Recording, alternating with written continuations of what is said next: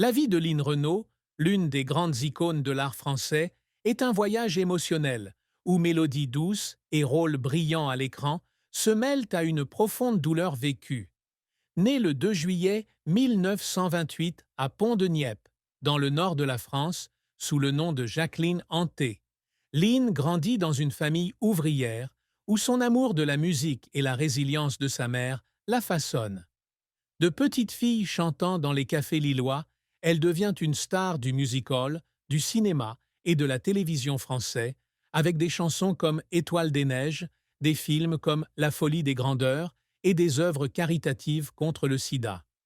Mais derrière l'éclat de la célébrité, Lynn porte des cicatrices qui ne se referment jamais, des échecs qui la font douter d'elle-même et un secret qu'elle a gardé caché pendant des décennies.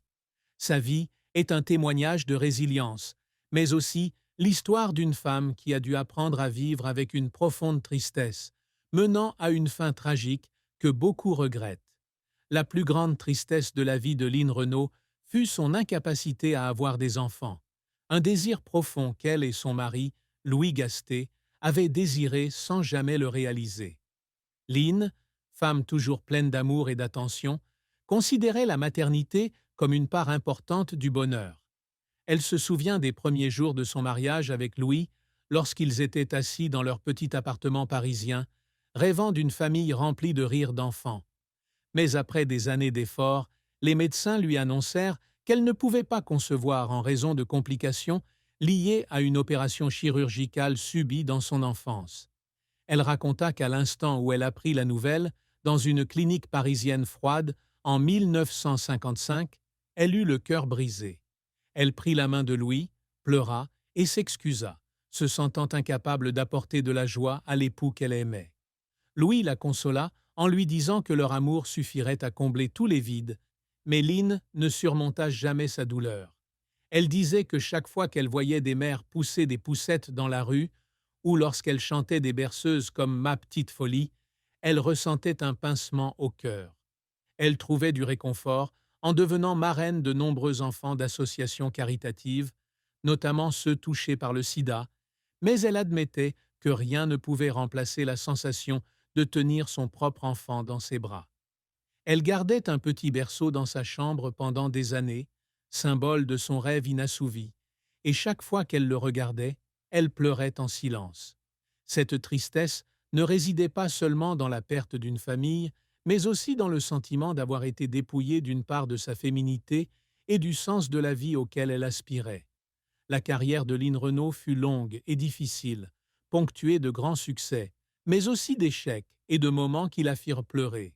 Dès l'âge de 7 ans, Lynn se produisait dans les cafés lillois, interprétant des chansons folkloriques sous la houlette de sa mère, Reine.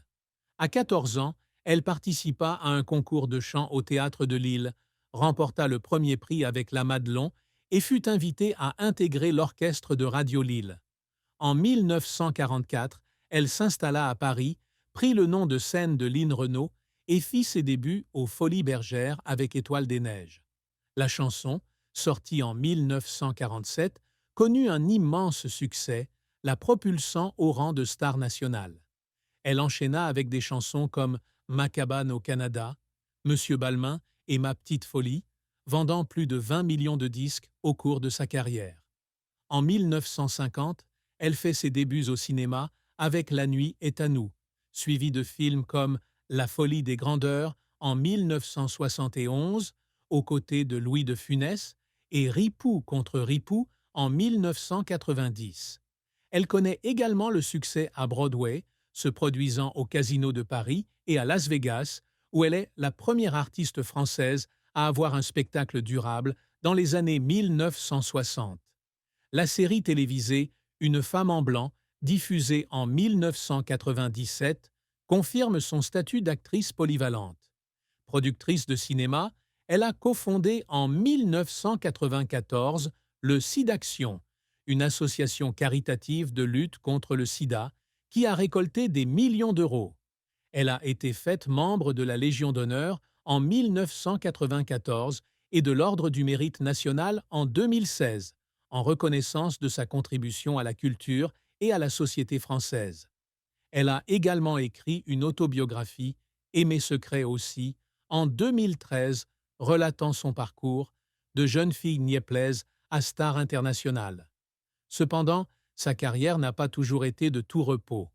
Un échec retentissant fut le film Paris chante toujours de 1951, qui ne réussit pas à attirer le public, la faisant douter de son talent.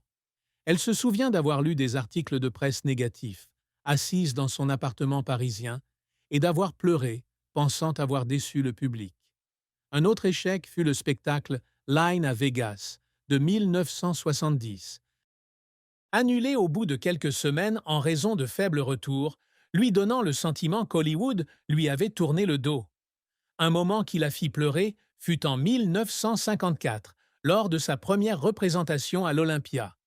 Devant une standing ovation, elle pensa à sa mère et à son voyage depuis l'île et ne put retenir ses larmes.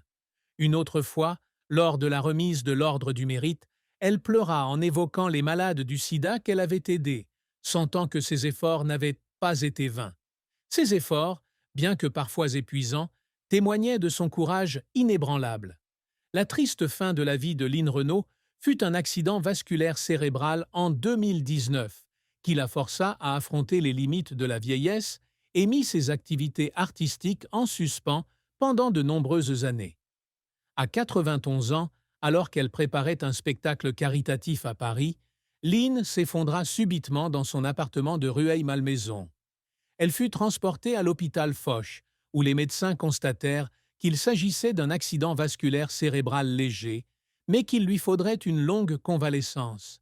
Elle se souvient s'être réveillée dans sa chambre d'hôpital avec de violents maux de tête et avoir appris qu'elle devait limiter son activité pour éviter une rechute. Elle dit avoir pleuré, non pas à cause de la douleur, mais par crainte de ne pas pouvoir retourner sur scène ni poursuivre sa collaboration avec le SIDAction. Sa nièce, Muriel Robin, et des amis proches comme Jean-Claude Brialy étaient à son chevet, mais Lynn avait honte d'être un fardeau. Après sa sortie de l'hôpital, elle a suivi des mois de kinésithérapie, passant des journées entières à apprendre à parler et à marcher, serrant la main du thérapeute et pleurant d'impuissance. Elle explique que l'AVC a non seulement endommagé son corps, mais lui a aussi volé sa confiance en elle, lui laissant le sentiment qu'une partie d'elle-même avait disparu.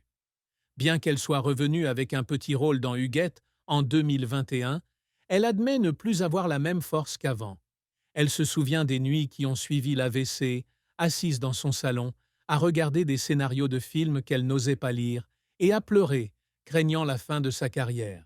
Cette triste fin, bien que n'étant pas un décès, a laissé une profonde cicatrice dans sa vie, lui faisant prendre conscience que la vieillesse et une santé fragile peuvent lui ôter ce qu'elle aime le plus.